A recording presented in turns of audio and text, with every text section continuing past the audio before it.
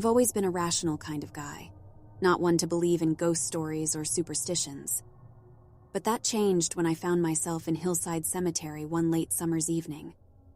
My friends and I were hanging out in our local bar when, out of boredom, Sam dared me to spend a night at the cemetery. Probably the alcohol talking, but I took it up, dismissing my friends' concerned looks. Armed with a flashlight and a flask of coffee, I headed to Hillside. I walked among the tombstones, most of them worn by time, some names barely readable. As the sun began to set, an uneasy silence descended, broken occasionally by distant hoots of an owl. It was creepy, sure, but nothing I couldn't handle.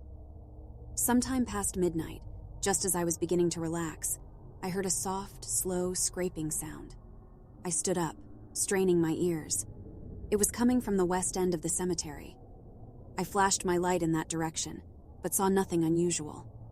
I decided to investigate, curiosity overcoming my initial hesitance. As I got closer, the scraping sound became more distinct, like the sound of stone grinding on stone. Then, in the faint moonlight, I saw it. A tombstone was moving, inch by slow inch, revealing a dark hole in the ground. My breath hitched. Suddenly, a gnarled hand shot out from the opening, followed by another. My heart pounded against my ribs, but my legs refused to move. A figure pulled itself from the hole, dressed in what appeared to be tattered rags, its face obscured by the darkness. Panic surged through me. I was about to run when a voice stopped me. "Wait!" It was a hollow echo, barely audible, but it was definitely a voice. The figure slowly raised its head, and my flashlight fell upon a face, so familiar yet distorted by time. It was my grandfather, or rather something that resembled him. My mouth went dry. It, looked at me with those lifeless eyes and pointed towards a grave next to his. My flashlight revealed my own name etched on the stone, alongside that day's date.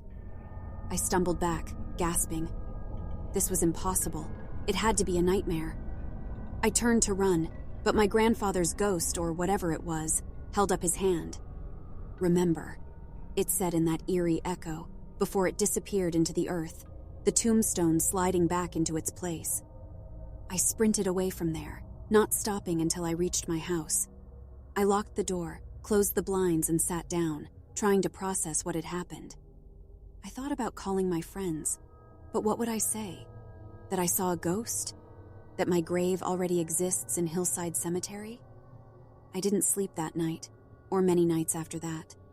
I'm constantly on edge, wondering when my time will come, if that ghostly warning was true. Now, I find myself looking over my shoulder often, the silence of nights broken by that grinding sound in my head. I've given up on dares, or any form of thrill for that matter.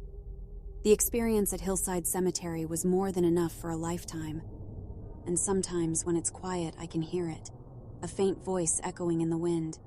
"Remember,